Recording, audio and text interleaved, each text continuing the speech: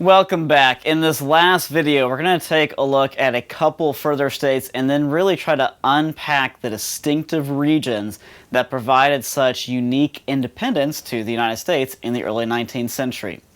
Now, the first of these two states that we're going to look at is the state of Oregon, which its history really begins with that Lewis and Clark expedition. They had found that passage through the Northwest to the Pacific Ocean.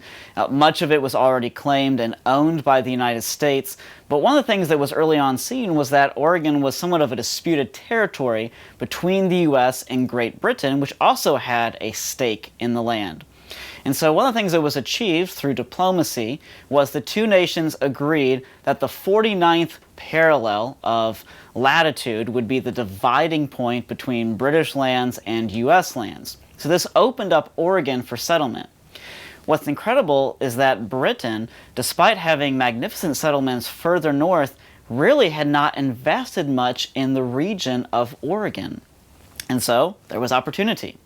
Many of the people who actually came to Oregon, known as the Mountain Men, were actually of Scotch-Irish descent. These were those guys who kind of had their origins. They were some of those hunters, for example, who encountered Lewis and Clark when they came over in the Northwest in the first place. And Lewis and Clark themselves were probably surprised to find Scotch-Irish descendants already out here. But the point is, they were here. These were men who initially would go by ship. They would go by sea on those great clippers that would have to go all the way around South America or go down to Panama, and then you have to get off the ship, cross over Panama by land, and then get on another ship to travel further up to the west coast. But because this journey took over 200 days, many of them decided they could do it much more quickly by land. And so they packed up those great Conestoga wagons, and they went out on that famous Oregon Trail. They trailblazed that very pathway through the prairies, over the mountains, and into Oregon, and eventually to Washington State as well. Eventually, these Conestoga wagons became known as the Prairie Schooners because they were a replacement for the ships, and they brought people in wide array over to the West Coast, people who had that fierce love of independence and who found that natural beauty of a place like Oregon familiar to the beauty of the Midwest, but always distinct of its own. These caravans of wagons, often numbering 100, had to incredibly ford rivers. They often faced things like heavy snows or incredibly precarious mountain passes, all the meanwhile having to deal with things like mountain lions, grizzly bears, rattlesnake bites, and even the threat of native attacks. In fact, the famous Oregon Trail game always has you facing some of those dangers along the way.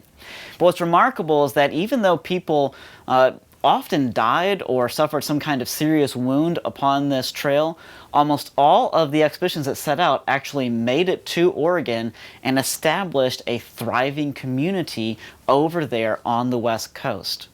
The second state, of course, that we'll look at is California.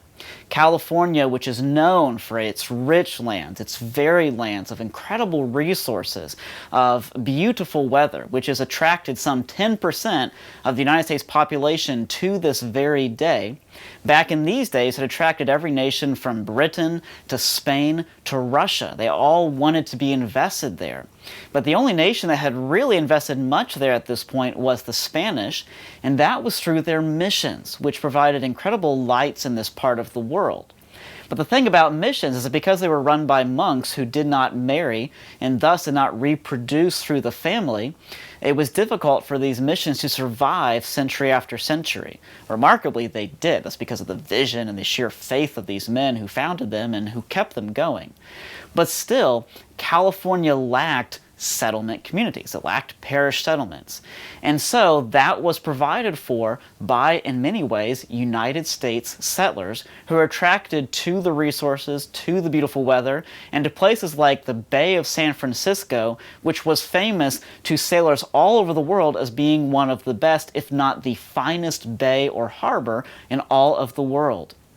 To increase the attraction to California, men like Henry Dana, who famously wrote 2 Years Before the Mast, or men like Francis Parkman, that great historian of the West, who wrote most of his histories even though he was blind. He was able to acquire information and record this with that great handicap. They wrote and published their histories throughout the East and the Midwest, and they provided such a beautiful picture of this opportunity that thousands of settlers either took those wagon trails or took those clipper ships around the Americas to California. But still, it was 1848 and the following year and the famous gold rush that really brought people to this state. It was there in 1848 on a place known as Sutter's Mill that gold was first discovered. And then thousands of people flocked into California, and places like San Francisco went from a few hundred to tens of thousands literally in a single year. In fact, during these 2 years, the population of California grew from 14,000 people to 250,000 people. And that's because during those years, they were providing 45% of the world's gold supply. Again, you had incredible opportunity. Of course, opportunity was often mercantilist, and so sometimes those who were simply after gold did not always leave the most noble lives. That's why you often think of California, or when you look at stories from this time, you often encounter people like gamblers, people like conmen, people like prostitutes, and people like gunfighters. They're not always the most reputable people. But even so, California's history largely grew and actually became a very settled agrarian community, particularly when those gold mines began to dry up. Now, those who were not allured to the West Coast, those who often looked at places like the Dakotas or places like Kansas and Nebraska as having great opportunity, those people actually settled those massive farms in those regions, farms that often produce much of the wheat for the entire nation, as well as for a great deal of the world. These people often came from places like Germany or Scandinavia. But the point is this: there were 11 distinctive regions founded during this time. In fact, the author Colin Woodard wrote a book about this in which he called it 11 Nations. He actually identifies these 11 regions. He calls them places like Yankeedom, looking at places like New England, or New Netherlands, looking at the Dutch settlements around New York City, or the Midlands, looking at places along the Midwest, or Tidewater, looking at that original Virginia settlement, or Greater Appalachia, looking at the South, places like Tennessee and Kentucky, or the Deep South, for example, looking at places like Alabama, Mississippi, Louisiana, or New France, further south in Louisiana, or El Norte, looking at regions of Texas, or the left coast, looking at that original western coast, or the far west, everything in between, or even First Nation, those original natives peoples. What he recognizes about all of these nations is they show an incredible diversity that still exists in our country to this day. In fact, there was a representative in Congress at this time by the name of Duncan. In the year 1845, he remarked that the creation of so many distinctive states and regions, combined with a pursuit of hard work and the ability to own your own land and your own means to produce wealth, he said that all of this created a very stable and secure federation.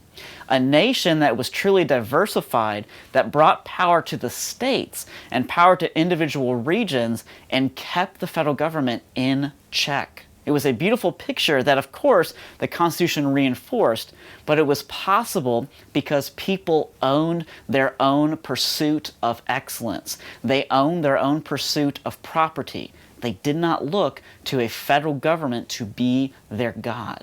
That's the incredible lesson of this expansion, showing that it was religion itself that was the backbone of freedom, as de Tocqueville points out many times throughout his writings.